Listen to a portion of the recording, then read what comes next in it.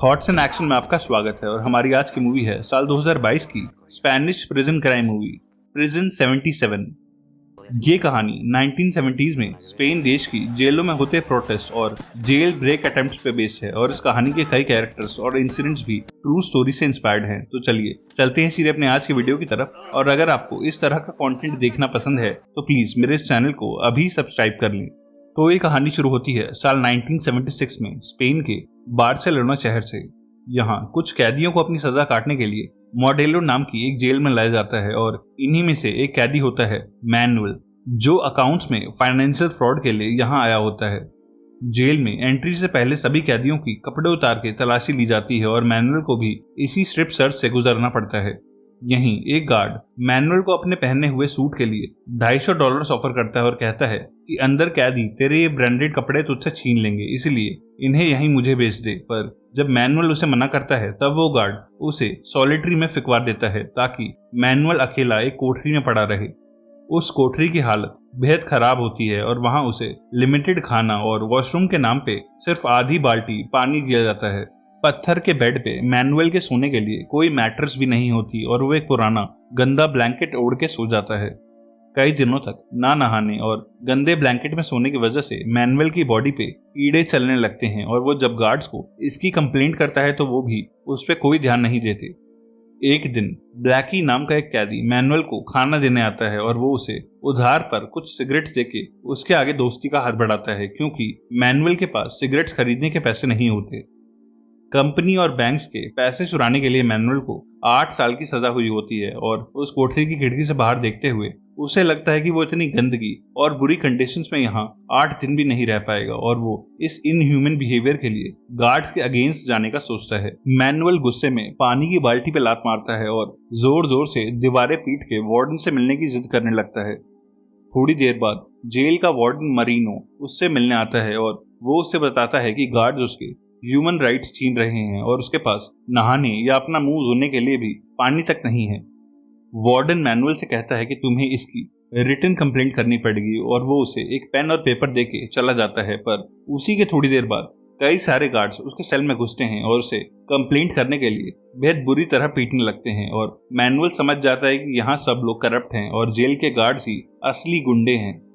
Guards ने उसे इतना पीटा होता है कि उसके कई दांत भी टूट जाते हैं और 2 हफ्तों के बाद गार्ड्स उसे कोठरी से निकाल के आम कैदियों के बीच में लेके आते हैं।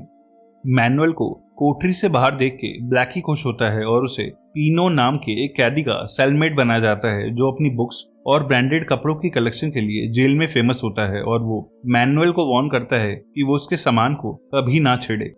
नेक्स्ट सीन में हम जेल का विजिटिंग रूम देखते हैं, जहां ब्लैकी अपनी वाइफ और बच्चों से मिल रहा होता है और मैनुअल उसे देख के खुश होता है। मैनुअल को उम्मीद होती है कि उसके भेजे हुए लेटर्स को पढ़ के उसकी गर्लफ्रेंड उससे मिलने आएगी, पर उसकी जगह उसकी गर्लफ्रेंड की छोटी बहन लूशिया उससे मिलने आती है। वो कहती है कि मेरी बहन अब तुमसे कोई रिलेशन नहीं रखना चाहती और प्लीज उसे ये लेटर्स लिखना बंद कर दो, क्योंकि वो उन्हें पढ़ती ही नहीं है। और मैनुअल को ये सब सुन के बेहद हर्ट होता है। अब वो जेल में एडजस्ट होने लगता है, पर एक दिन जेल के कॉमन यार्ड में एक गैंग के कैदी मैनुअल पे झपटते हैं और वो उसे ब्लेड दिखा के उसके सारे कपड़े छीन लेते हैं और वो कुछ नहीं कर पाता। बिना कपड़ों के मैनुअल गार्ड्स के पास जाता है, पर वो हमेशा की तरह उसकी कोई हेल्प नहीं करते और कहते हैं कि हमने तुझे पहले ही वार्न किया था और क्योंकि तेरे इन चोरी हुए कपड़ों का कोई विटनेस नहीं है, इसलिए हम इसकी कोई कंप्लेंट नहीं लिख सकते। इसके बाद उसे आंद्रेस नाम का एक कैदी मिलता है, जो उसे कंसोल करता है और अपने सेल में ले जाके उसे पहनने के लिए अपने कपड़े देता है। आंद्रेस का बोनी नाम का एक सेलमेट एक डेंटिस्ट होता है और वो मैनुअल के टूटे हुए दांत और मुंह में आ चुकी स्वेलिंग के लिए उसे एक इंजेक्शन देता है, जिससे वो बेटर फील करता है और वो उन दोनों को अपनी हेल्प करने के लिए थैंक्स कहता है। बोनी और आंद्रेस उसे एक पेपर दिखाते हैं और कहते हैं कि हम एक पॉलिटिकल पार्टी बना रहे हैं जो कैदियों के ह्यूमन राइट्स और जेल के बेटर कंडीशंस की डिमांड करेगी और तुम्हें भी इसका पार्ट बनना चाहिए। पर मैनुअल उन्हें वो पेपर वापस दे देता है और कहता है कि मैं गार्ड से दोबारा मार नहीं खाना चाहता। मैनुअल नोटिस करता है कि गार्ड्स के बुरे बिहेवियर और जेल की बदतर कंडीशंस के खिलाफ अब कई कैदी बातें करने लगे हैं और जल्द ही सभी कैदी एक ग्रुप बना के जेल के खिलाफ प्रोटेस्ट करने की बातें करने लगते हैं और उनके हाथों में भी वही पेपर्स होते हैं जो आंद्रेस और बोनी मैनुअल को दे रहे थे। वो जब अपने सेल में वापस आता है तब पीनो और ब्लैकी उससे कहते हैं कि इस प्रोटेस्ट से यहाँ कुछ नहीं बदलेगा, क्योंकि गार्ड्स और वार्डन इस सारे प्रोटेस्ट को इजीली दबा देंगे और ये बात जेल से कभी बाहर नहीं जा पाएगी। एक दिन डॉक्टर बोनी मैनुअल से जेल के कॉमन यार्ड में मिलता है और उसके दांत देखने के बहाने वो मैनुअल को प्रोटेस्ट के लिए कुछ फ्लायर्स लिखने को देता है। वो मैनुअल से कहता है कि लिखते समय अपना उल्टा हाथ यूज करना ताकि गार्ड्स तुम्हारी हैंड राइटिंग ना पहचान सके, और मैनुअल सबके सोने के बाद रातों में छिप के ये पोस्टर्स लिखने लगता है ताकि प्रोटेस्ट में कैदी इन्हें यूज कर सके। एक रात को ब्लैकी मैनुअल से कहता है कि वो अपने बीवी बच्चों को बेहद मिस करता है, पर उसकी सजा खत्म होने में अभी भी 20 साल बाकी हैं, इसीलिए वो यहाँ से बाहर निकलने का कोई रास्ता ढूंढ रहा है। पर अगली सुबह गार्ड्स उनके सेल में घुस जाते हैं और ब्लैकी को खींच के अपने साथ वहां से ले जाते हैं।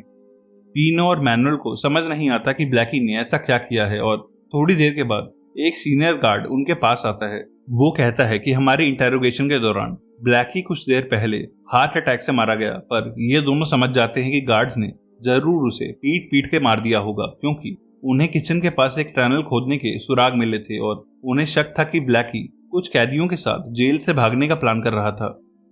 ब्लैकी ही वो पहला कैदी था जिसने जेल में मैनुअल को अच्छे से ट्रीट किया था, और उसकी मौत के बारे में सुन के मैनुअल को गार्ड्स पे बेहद गुस्सा आता है और वो अपने बनाए पोस्टर्स जेल में हर तरफ फेंकने लगता है और गार्ड्स के खिलाफ नारेबाजी करने लगता है। पर थोड़ी ही देर में गार्ड्स वहां आके उसे पीट के चुप करा देते हैं और मैनुअल को उसके सेल से निकाल के कोठरी में फेंक दिया जाता है। कुछ दिनों के बाद वो और लूसिया एक दूसरे से लेटर्स के थ्रू बातें करने लगते हैं और वो फिर से उससे मिलने जेल में आती है। लूसिया मैनुअल को एक न्यूज़पेपर की हेडलाइंस दिखाती है और कहती है कि देश का माहौल बदल रहा है और स्पेन की हर जेल में अब कैदी सरकार के अगेंस्ट प्रोटेस्ट कर रहे हैं, क्योंकि वो सभी जेलों में बेटर लिविंग फैसिलिटीज चाहते हैं और देश की जनता भी उन्हें सपोर्ट कर रही है। कुछ ही दिनों बाद मोडेलो जेल के बाहर भी प्रोटेस्टर्स आके नारेबाजी करने लगते हैं और एक दिन प्रोटेस्टर्स एक मुर्गे के पैर में अपने स्लोगन्स बांध के उसे जेल में फेंक देते हैं और गार्ड्स उस मुर्गे को पकड़ने के लिए उसके पीछे भागते हैं, जिसे देख के सभी कैदी गार्ड्स पे हंसते हैं।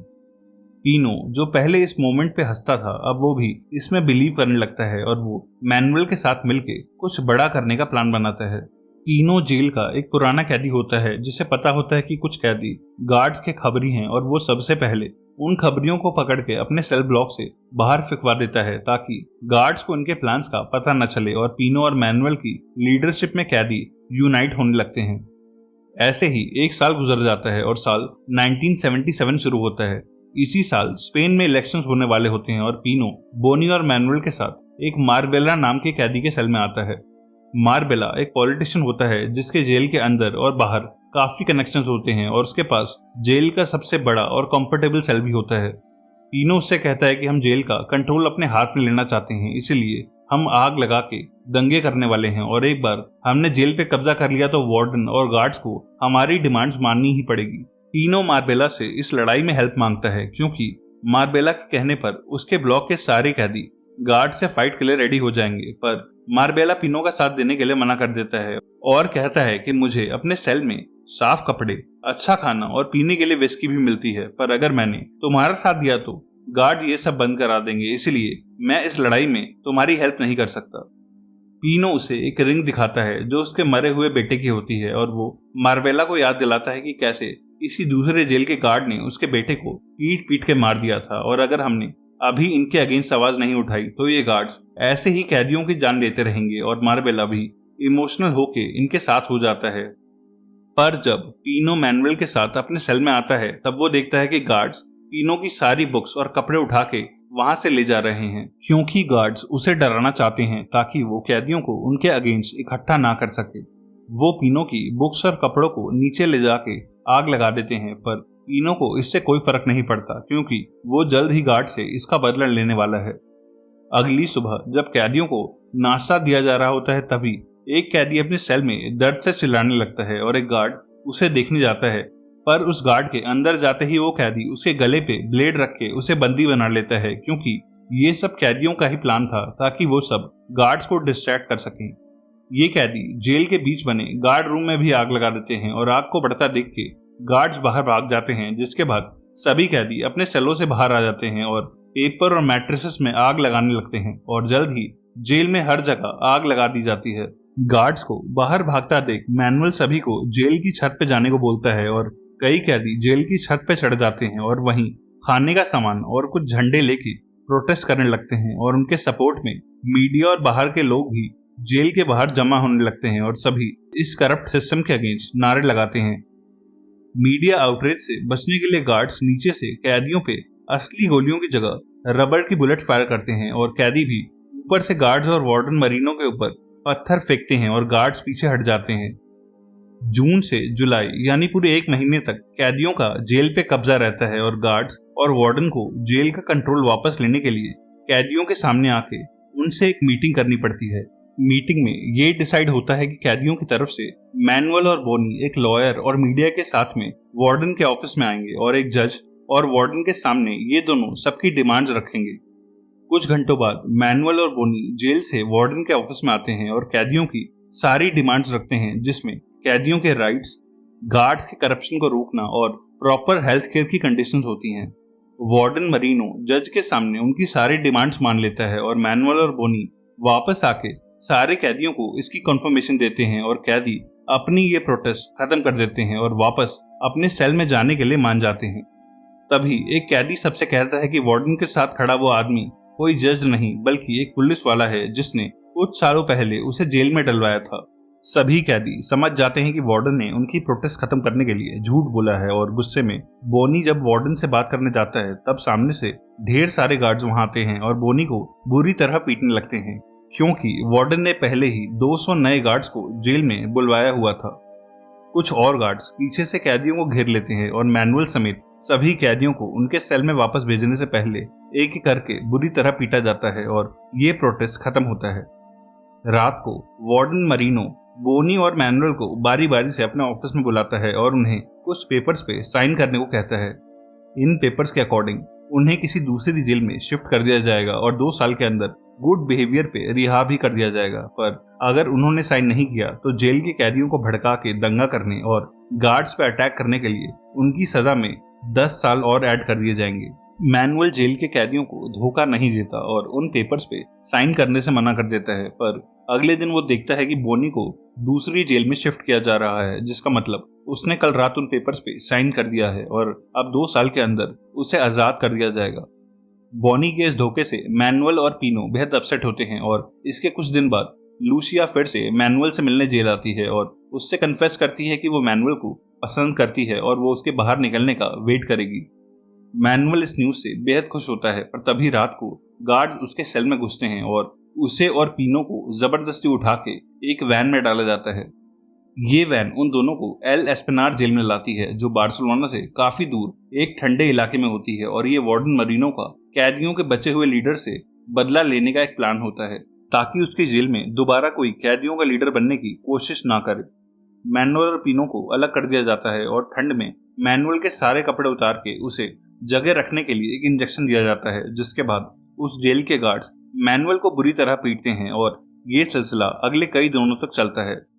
इतनी ठंड में गार्ड्स के रेगुलर टॉर्चर और खाना ना मिलने की वजह से जल्द ही इनकी तबीयत बिगड़ने लगती है और इन्हें जिंदा रखने के लिए दोनों को हॉस्पिटल भेजा जाता है।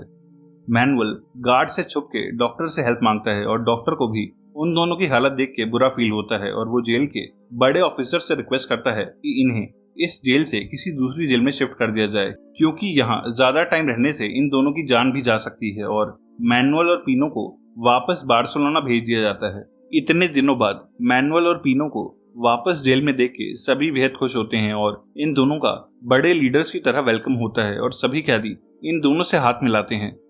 अब ये दोनों फिर से कॉमन यार्ड में कैदियों के साथ मीटिंग करते हैं और प्लान करने लगते हैं कि ये कैसे दोबारा से अपनी प्रोटेस्ट को मीडिया के अटेंशन में लाएं। एक दिन ऑपोजिशन पार्टी का एक बड़ा लीडर जेल में आके मैनुअल से मिलता है और मैनुअल उसके साथ फोटोज क्लिक करवा के अपने और बाकी कैदियों पे हुए सारे अत्याचारों के बारे में उसे बताता है। वो लीडर कहता है कि अगर हम लोग इलेक्शन जीत के सरकार में आते हैं तो मैनुअल की तरह कैदियों के सभी लीडर की सजा माफ हो जाएगी और वो लोग जेल के अंदर भी नए और बेटर रिफॉर्म्स लाएंगे। तीनों और सभी कैदियों को मैनुअल की इस मीटिंग से काफी उम्मीदें होती हैं और सभी उसके लिए क्लैपिंग करते हैं, पर मैनुअल नोटिस करता है कि मार्बेला के गैंग का रूबी नाम का एक लड़का अक्सर गार्ड से छुप के बातें करता है और उसे लगता है कि ये जरूर गार्ड्स का नया खबरी होगा। एक रात को जब वो मार्बेला के सेल में होता है तब रूबी वहां आके अपने ही बॉस मार्बेला को पीछे से चाकू मार देता है और उसके बाकी साथी उसके सेल से पैसे और ड्रग्स चुरा लेते हैं क्योंकि रूबी को अब इस सेल ब्लॉक का नया बॉस बनना होता है। पर वो लोग मैनुअल को कुछ नहीं कहते। अगले दिन सभी कैदी टीवी में देखते हैं कि देश की नई सरकार ने भी कैदियों की डिमांड्स मानने से मना कर दिया है, जिस न्यूज से सभी बेहद डिसअपॉइंट होते हैं और मैनुअल का पॉलिटिक्स और जेल में बनी इस पार्टी से भरोसा उठ जाता है। उसे लगता है कि वो कभी इस जेल से बाहर नहीं जा पाएगा और हमेशा उसे लूसिया को सेल के पीछे से ही देखना पड़ेगा।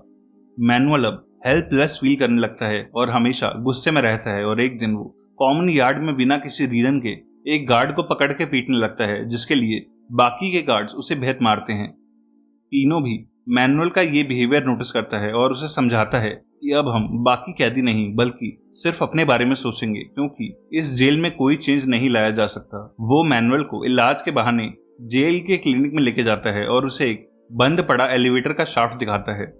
शाफ्ट से नीचे जाने के बाद उन्हें एक खिड़की नजर आती है जिससे जेल का कॉमन यार्ड नजर आता है और उसी के पास एक बंद पड़ा ड्रेनेज का पाइप होता है। तीनों मैनुअल से कहता है कि अगर हम यहाँ से खोद के एक टनल बना लें तो ड्रेनेज के पाइप से होते हुए किसी गटर से बाहर निकल सकते हैं, पर यह सब उन्हें 3 हफ्ते के अंदर करना होगा क्योंकि उसके बाद जेल में रेनोवेशन का काम शुरू हो जाएगा और फिर शायद ये जगह भी हमेशा के लिए बंद हो जाए। तीनों एक मैप बनाता है और इस काम में कुछ और भरोसे के आदमियों को शामिल करता है क्योंकि टनल की खुदाई करते वक्त आवाज से गार्ड्स अलर्ट होकर वहां आ सकते हैं, इसीलिए उनके कुछ साथी वहां रोज शोर मचा के फुटबॉल खेलने लगते हैं और इसी का फायदा उठा के ये सब हर रोज टनल खोदने लगते हैं। एक दिन रूबी और उसका साथी वहां आ जाते हैं और इन्हें टनल खोदते हुए देख लेते हैं और अपनी मेहनत को वेस्ट ना करते हुए पीनो और मैनुअल उन्हें भी अपने प्लान में शामिल कर लेते हैं ताकि वो लोग गार्ड्स को कुछ ना बताएं और रूबी भी उनके साथ टनल के थ्रू भागने के लिए रेडी हो जाता है। टनल खोदने का काम ऐसे ही डेली चलता रहता है, पर एक दिन मैनुअल का लॉयर उससे मिलने आता है और कहता है कि मैं तेरे केस के लिए हाई कोर्ट में अपील करने वाला हूँ ताकि तेरी सजा कम हो सके। पर मैनुअल वहां से उठ के चला जाता है क्योंकि उसे अब कोर्ट और कानून पे कोई भरोसा नहीं रहा। फाइनली साल 1978 के जून महीने में टनल का काम पूरा होता है और वो दिन आ जाता है जब उन्हें जेल से भागना होता है। तीनों मैनुअल को पहनने के लिए नए कपड़े देता है ताकि बाहर उन्हें कोई पहचान ना पाए और दोनों रेडी होके टनल में घुसते हैं और अपने बाकी साथियों को भी इन्फॉर्म कर देते हैं कि यही निकलने का बेस्ट टाइम है। टनल में घुसने के बाद ये लोग ड्रेनेज से होते हुए एक गटर तक पहुंच जाते हैं और पीनो और मैनुअल उसमें से बाहर आके रोड पे नॉर्मली वॉक करने लगते हैं। उनके पीछे आ रहे कुछ कैदी तो बाहर आ जाते हैं, पर बाकियों को गंदे कपड़ों में गटर से निकलते हुए पुलिस वाले नोटिस कर लेते हैं और उन्हें पकड़ लिया जाता है। पीनो और मैनुअल एक बस में चढ़ जाते हैं और कुछ घंटों के ट्रैवल के बाद वो बार्सिलोना से दूर निकल आते हैं और नोटिस करते हैं कि अब तक कोई पुलिस वाला उनके पीछे नहीं आ रहा। फाइनली दोनों एक रास्ते पे एक दूसरे से विदा लेते हैं और पीनो के जाने के बाद मैनुअल नोटिस करता है कि उसके कपड़ों की पॉकेट्स में पीनो ने पैसे रखे थे ताकि वो बाहर कुछ टाइम सरवाइव कर सके। और इन दी एंड मैनुअल एक ऑप्टिशियन की शॉप में जाके लूसिया से मिलता है जहां से वो दोनों एक नई लाइफ शुरू करेंगे। एंड क्रेडिट्स में हम पढ़ते हैं कि साल 1978 में स्पेन की जेल से 79 बार कैदी जेल तोड़ के भागे थे, जिनमें से 175 प्रिजनर्स कभी पकड़े ही नहीं गए। और इन्हीं जेलों की कुछ रियल पिक्चर्स के साथ ये मूवी यहीं पे एंड होती है। एक और ऐसी ही प्रिजन क्राइम मूवी के लिए लेफ्ट या राइट वाली वीडियो पे क्लिक करना। तब तक के लिए stay safe and keep watching thoughts in action.